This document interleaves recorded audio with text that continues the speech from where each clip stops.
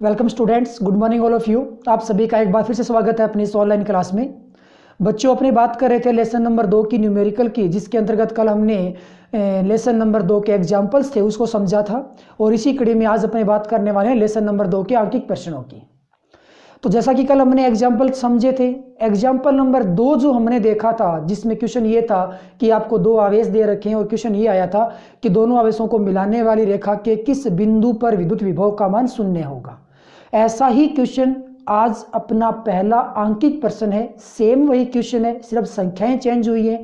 पहला क्वेश्चन भी यही दे रखा है कि दो आवेश होंगे, उसके किस बिंदु पे आवेशों को मिलाने वाली रेखा के किस बिंदु पे विभव 0 होगा। तो कहने का मतलब आज का जो आंकिक पहला प्रश्न है और जो अपना कल का एग्जाम्पल नंबर 2 था बिल्कुल सेम है, सिर्फ संख्याएं चेंज हैं। इसीलिए मैं आपको पहला क्वेश्चन में आपके भरोसे छोड़ता हूं कि आप उसके बेस पे पहला क्वेश्चन करने की कोशिश कीजिए, उसको सोल्व करने की कोशिश कीजिएगा। ठीक है, तो अपनी बात करेंगे आज एग्जाम्पल क्वेश्चन नंबर 2 से।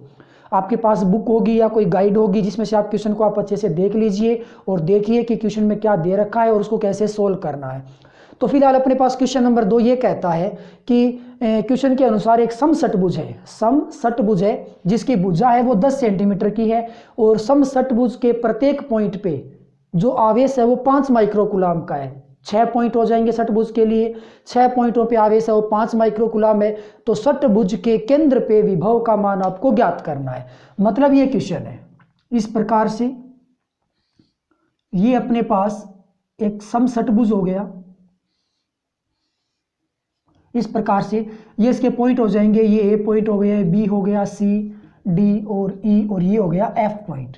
प्रत्येक पॉइंट के ऊपर अपना आवेश है वो फिलहाल क्यू है और Q का आपको मान दे रखा है कितना, 5 माइक्रोकूलाम। तो प्रत्येक पॉइंट पे Q आवेश है।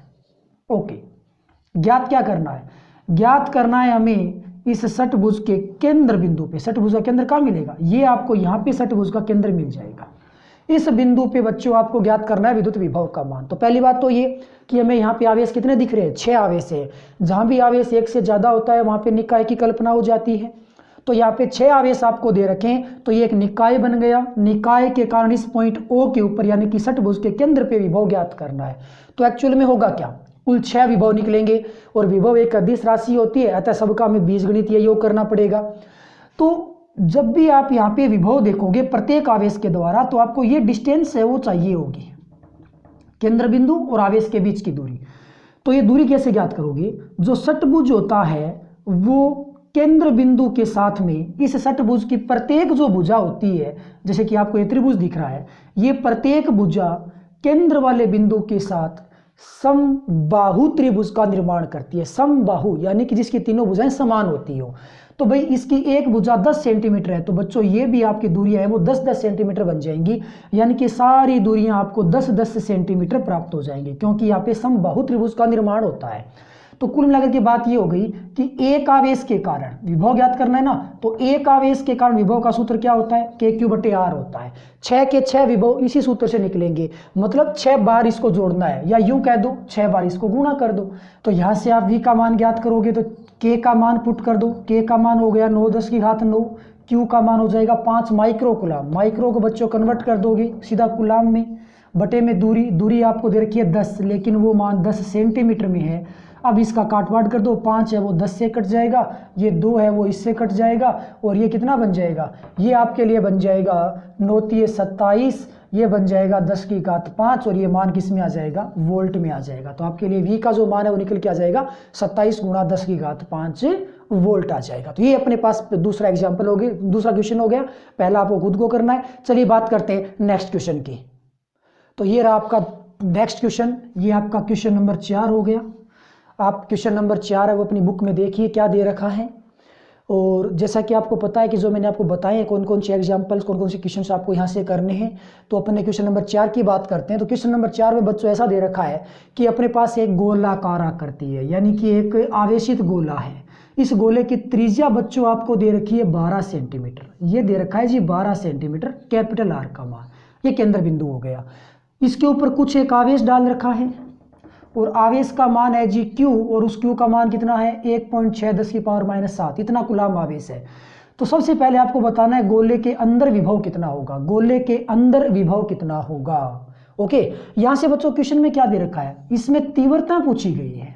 क्वेश्चन में क्या है, तीव्रता पूछी गई है, गोले के अंदर, गोले के पृष्ठ पे और गोले के बाहर। ओके, यहां एक कंफ्यूज करने वाली बात है कि गोले के ठीक बाहर, गोले के ठीक बाहर, ये नाम दे रखा है गोले के ठीक बाहर।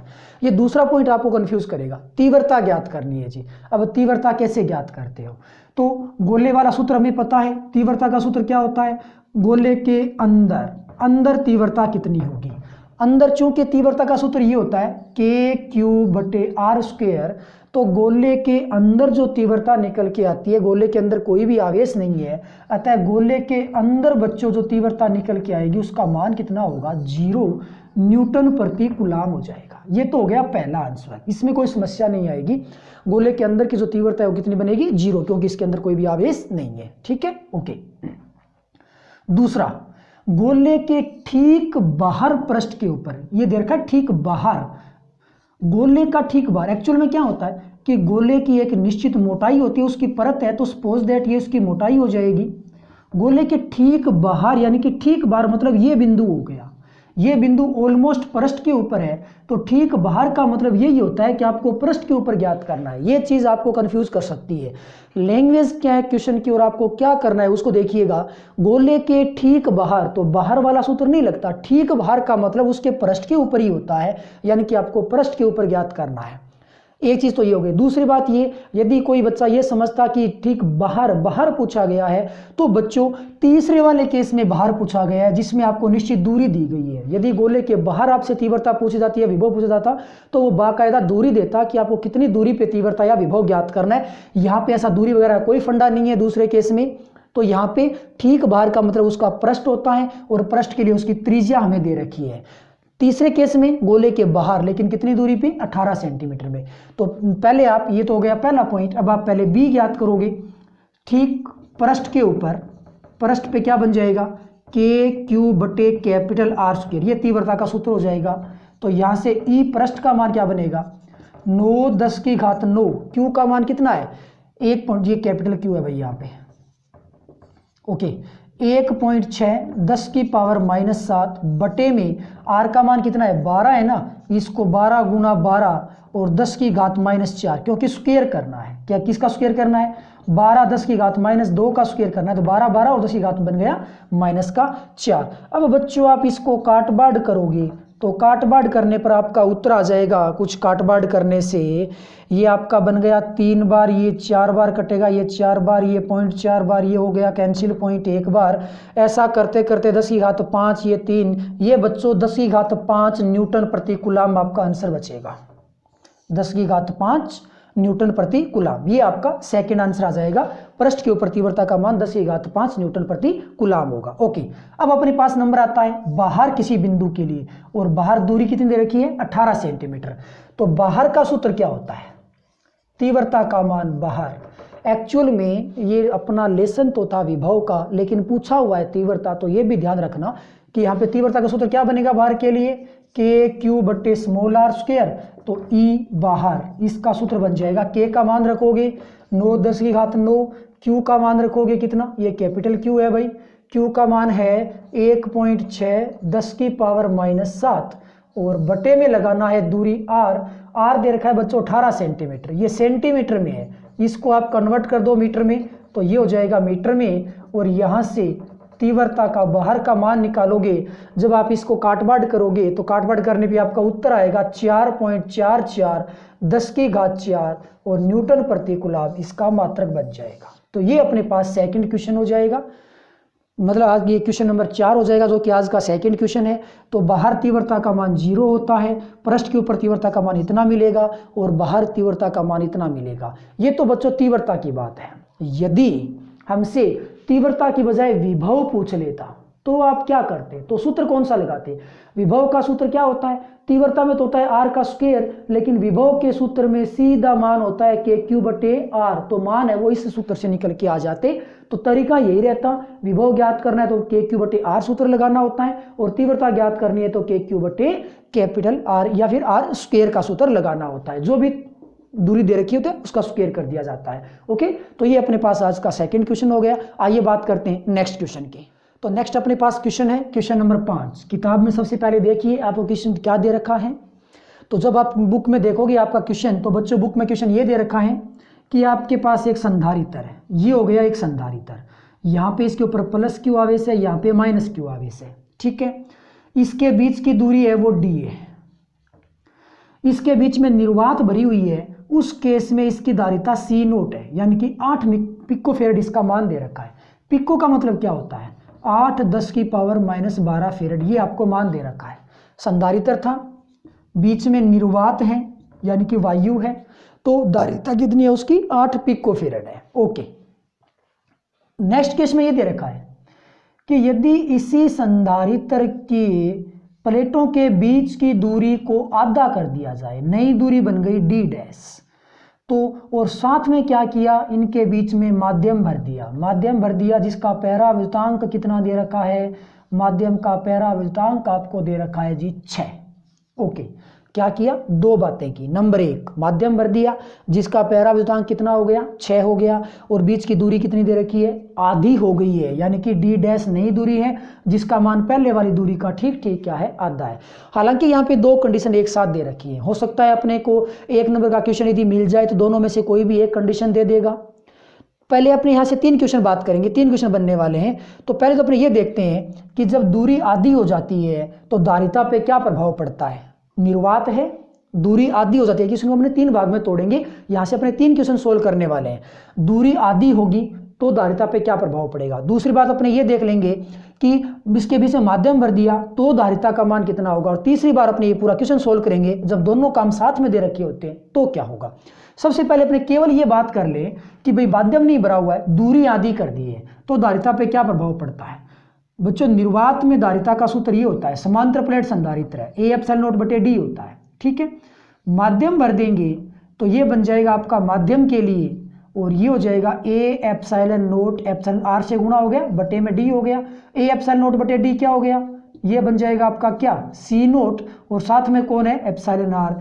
अकेला यदि माध्यम भर दिया गया होता, पहली बात तो ये अपने क्वेश्चन कर रहे हैं कि अकेला यदि माध्यम भर दिया गया होता एप्सिलॉन आर का, तो भी धारिता है वो इतनी बन जाती, क्या एप्सिलॉन आर गुना। इंपॉर्टेंट बात, अपने यहाँ से बार बार एप्सिलॉन आर पढ़ रहे हैं।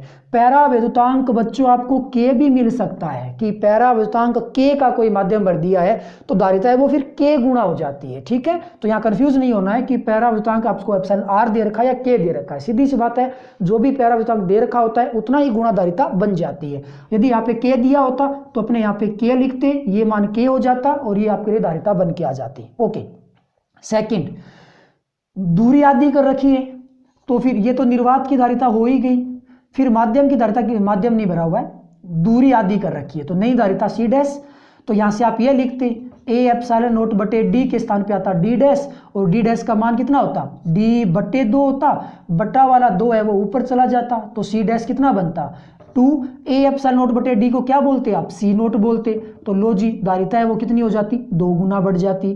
तो हमने अलग अलग देख लिया भाई, ये पहला प्रॉब्लम सोल्व, ये दूसरा प्रॉब्लम सोल्व। अब यदि अपने को क्वेश्चन के अनुसार दोनों चीजें साथ में दे रखी हैं कि दूरी भी आधी हो रही है, माध्यम भी भरा जा रहा है, अब धारिता पे क्या प्रभाव पड़ेगा। तो जी निर्वात की धारिता तो ये रही, तो माध्यम की उपस्थिति में धारिता कितनी होगी। पहली बात तो ये A epsilon naught epsilon R माध्यम भरा हुआ है, बटे में दूरी भी चेंज हो रही है डी डैश हो गया। तो यहां से अब आप क्या करोगे, A epsilon naught epsilon R का मान कितना है जी 6 दे रखा है, दूरी कितनी है जी पहले वाले की आधी दे रखी है, यानी कि 2 ऊपर और चला गया, तो सीएम का मान कितना आ गया 6 दूनी 12, ए एप्सिलॉन नोट बटे डी और बच गया। ए एप्सिलॉन नोट बटे डी किसका मान है सी नोट का मान है, तो सीएम बराबर कितना आ जाएगा 12 इंटू सी नोट। कहने का मतलब जो नया जो मान बनेगा माध्यम की उपस्थिति में और दूरी आधी करने पे, वो आपका प्रारंभिक मान का कितना गुना बन जाएगा 12 गुना। अब प्रारंभिक मान भी आपको दे रखा है 8 पिको फेरड, तो ये हो जाएगा 8 पिको फेरेड 10⁻⁻12, यानी कि Cm बराबर होगा 12×8 = 96, 10⁻⁻12, और -12 को आप क्या कह सकते हो, पिको फेरेड फिर से कह सकते हो। तो नई जो धारिता आएगी बच्चों, उसका आंसर बन जाएगा 96 पिको फेरेड हो जाएगा। तो यहाँ से अपने 3 बातें देख ली हैं, ठीक है। और अपने क्वेश्चन के अनुसार अपना जो आंसर आएगा वो 96 पिको फेरेड आएगा, या यूँ कह सकते हो 96 × 10⁻⁻12 फेरेड। ये अपने पास 3 प्रकार के क्वेश्चन सोल्व हो सकते हैं। तीनों में से कोई भी क्वेश्चन एग्जाम में आ सकता है। ये तीनों ही क्वेश्चन बहुत अच्छे क्वेश्चन बनते हैं, तो तीनों को ही आप थोड़ा सा ध्यान रखोगे। ओके, आइए बात कर लेते हैं आज के नेक्स्ट क्वेश्चन की। तो बच्चों अपने पास आज का नेक्स्ट क्वेश्चन ये रहा, क्वेश्चन नंबर 6, न्यूमेरिकल नंबर 6 हो गया। दे क्या रखा है, बुक में पढ़िए आराम से क्वेश्चन। और क्वेश्चन ये दे रखा है कि 3 संधारित्र है, प्रत्येक की धारिता इतनी है, यानी कि ये कंडीशन है। ऐसे अपने पास 3 संधारित्र है, 3 संधारित्र को एक बैटरी से जोड़ रखा है, जिसकी वोल्टता का मान 120 वोल्टेज है, 120 वोल्ट है। इसकी धारिता C, इसकी धारिता भी C और इसकी धारिता भी C है। ओके, और प्रत्येक C के लिए मान कितना दे रखा है, 9 पिको फेरेड। श्रेणी क्रम में जोड़ा गया है, तो श्रेणी क्रम में धारिता कितनी होगी वो आपको बताना है। हमने ऐसे क्वेश्चन ऑफलाइन क्लास में बहुत सारे सीखे हैं। मैं ये चाहूँगा कि आप इस वीडियो को यहीं पे रोक के इसको खुद से सोल्व करने की कोशिश करें। तो श्रेणी क्रम में बच्चों धारिता का सूत्र ये होता है 1/C1, 1/C2 और 1/C3। तो CS सीरीज के लिए क्या बन जाएगा, 1/9, 1/9, 1/9 और 1/CS का मान यहाँ से 9 आ जाएगा। एलसीएम तीनों को जोड़ोगे 3 बन जाएगा, यानी कि CS का मान कितना आ जाएगा 3, और यहाँ पे दे रखा है पिको, तो ये मान बन जाएगा 3 पिको फेरेड। ये अपना पहला क्वेश्चन हो गया, ठीक है। सेकंड में क्या दे रखा है कि भाई इन तीनों संधारित्र को आपने जोड़ रखा है एक बैटरी के साथ। बैटरी की वोल्टता कितनी है, 120 वोल्टेज है, ऐसा दे रखा है। तो प्रत्येक संधारित्र की वोल्टता कितनी होगी, विभवांतर कितना होगा, वो आपसे पूछा गया है। तो श्रेणी क्रम है, श्रेणी क्रम में विभवांतर क्या होता है, श्रेणी क्रम में इसका विभवांतर V1 होगा, इसका विभवांतर V2 होगा, इसका विभवांतर V3 होगा। ओके, पहली बात तो ये कि तीनों की धारिता समान है। दूसरी बात ये, श्रेणी क्रम में जो आवेश होता है ना वो बराबर होता है, यानी कि तीनों का आवेश भी बराबर है, ठीक है। C और Q यदि बराबर है तो तीनों के लिए V का मान भी बराबर ही होगा, क्योंकि V बराबर क्या होता है, V बराबर Q/C होता है। Q और C तीनों के लिए बराबर है, तो तीनों के लिए V का मान भी समान होगा, यानी कि तीनों के लिए विभवांतर है वो बराबर होगा। यानी कि यहाँ से V1, V2, V नया 3 नया आकर के सीधा आप ये कह सकते हो कि तीनों के विभवांतर V और V होंगे। इन तीनों का कुल मान किसके बराबर होगा, 120 के बराबर होगा। क्यों होगा, क्योंकि बैटरी की वोल्टता बराबर सामने वाले निकाय की वोल्टता, ऐसा किरचॉफ का लूप नियम कहता है, ये हम जानते हैं। तो 120 इन तीनों वोल्टेज का मान होना है। तो तीनों वोल्टेज का मान बोले तो 3V का मान कितना होना है, 120 होना है। तो V का मान बच्चों कितना आ जाएगा, 120/3, और V का मान बच्चों अपने को देखने को मिलेगा कितना, 40 वोल्ट देखने को मिलेगा। तो ये अपने पास क्वेश्चन नंबर 6 था, बहुत आसान सा क्वेश्चन था। आइए बात करते हैं क्वेश्चन नंबर 7 की, नेक्स्ट की। तो बच्चों नेक्स्ट क्वेश्चन अपने पास ये रहा, सेम पहले वाला छठे जो क्वेश्चन था, 6 नंबर क्वेश्चन था, हमने सोल्व किया था सीरीज के लिए, श्रेणी क्रम के लिए, ठीक वैसा ही क्वेश्चन है। लेकिन इस बार कौन सा क्रम दे रखा है, समांतर क्रम है। 3 संधारित्र है, C1, C2, C3। जैसे कि ये हो गया आपका C1, ये हो गया C2, ये हो गया C3। C1 धारिता, C2 धारिता, C3 धारिता, और इन तीनों को बच्चों जोड़ रखा है समांतर क्रम में। और इनके साथ में यहाँ पे लगी हुई है एक बैटरी, और उस बैटरी की वोल्टता आपको दे रखी है कितनी, 100 वोल्टेज दे रखी है, ठीक है।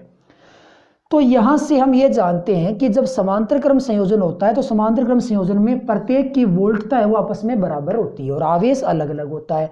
तो यहाँ बैटरी की वोल्टता 100 है, तो इसकी वोल्टता भी 100 होगी, इस संधारित्र की वोल्टता भी 100 होगी, और इस संधारित्र की वोल्टता भी 100 होगी। पहली बात तो ये कि सबकी वोल्टताएं आपको पता चल गई है, 100 वोल्टेज है, सबकी धारिताएं आपको पता है, दे रखी है। इसका 2 पिको फेरेड, 3 पिको फेरेड और 4 पिको फेरेड। पूछा क्या है, समांतर क्रम संयोजन में कुल धारिता। समांतर क्रम संयोजन का सीधा सा सूत्र है C1, C2, C3, ये दे रखा है। तो CP पैरेलल के लिए 2 + 3 + 4, और यहाँ से ये मान निकालते हो 3, 2, 5, 4, 9 पिको फेरेड। ये इसका आंसर आ गया, कुल धारिता। पहला क्वेश्चन ये सोल्व हो गया। सेकंड क्या दे रखा है कि यदि यहाँ से एक बैटरी जोड़ रखी है 100 वोल्टेज की, तो 100 वोल्टेज की बैटरी जोड़ने पर प्रत्येक संधारित्र की प्लेटों पे आवेश कितना आएगा वो आपको बताना है। तो आवेश कैसे ज्ञात करोगे, इस संधारित्र का आवेश, चूंकि आवेश का सूत्र क्या होता है, आवेश का सूत्र होता है C/V, ये सूत्र होता है।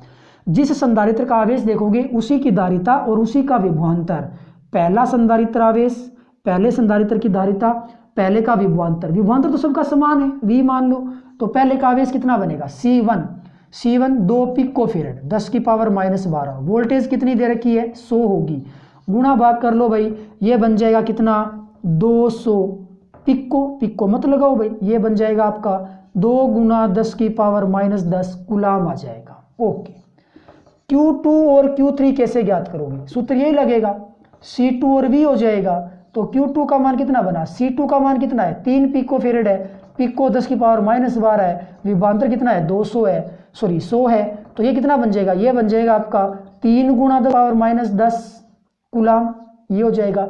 Q3 ज्ञात कर लोगे, Q3 हो जाएगा कितना C3 इंटू V, तो Q3 का मान कितना आएगा, C3 कितना है 4 पिको फेरेड है, -12 हो गया, वोल्टेज कितनी है 100 है, तो Q3 का मान कितना आ जाएगा 4 गुना 10 की पावर -10 गुलाम। ये इसके आंसर बन जाएंगे। बहुत आसान सा क्वेश्चन है, बहुत ईजी क्वेश्चन है, बस ये ध्यान रखना है कि जिस संधारित्र का आवेश ज्ञात करना होता है उसी की धारिता और उसी का विभवांतर यानी कि Q बराबर CV से मान निकालते चलिए, तीनों के मान आ जाएंगे और ये समांतर क्रम की कुल धारिता हो जाएगी। चलिए बच्चों बात करते हैं आज के नेक्स्ट और लास्ट क्वेश्चन की। तो बच्चों आज का नेक्स्ट क्वेश्चन ये है कि एक संधारित्र है जिसकी धारिता 12 पिको फेरेड है। लो जी, ये एक संधारित्र है, प्लेट का प्लस Q आवेश माइनस Q आवेश, धारिता C है जिसका मान 12 पिको फेरेड है। इसको क्या किया, एक बैटरी से जोड़ दिया, इसको हमने एक बैटरी से जोड़ा और उस बैटरी की वोल्टता कितनी है भाई 50 वोल्टेज है। तो जाहिर सी बात है कि बैटरी यदि 50 वोल्टेज की, तो इसके सामने लगी युक्ति है, इसके सिरों पे भी वोल्टता कितनी आएगी 50 वोल्टेज आएगी, यानी कि इसकी वोल्टता या विभवांतर 50 वोल्टेज होगा। तो कुल मिलाकर के एक संधारित्र है जिसकी धारिता आपको पता है 12 पिको फेरेड, उसकी वोल्टता भी आपको पता है यानी कि विभवांतर पता है, V का मान आपको पता है कितना 50 वोल्टेज। ज्ञात क्या करना है, उस संधारित्र की ऊर्जा ज्ञात करनी है।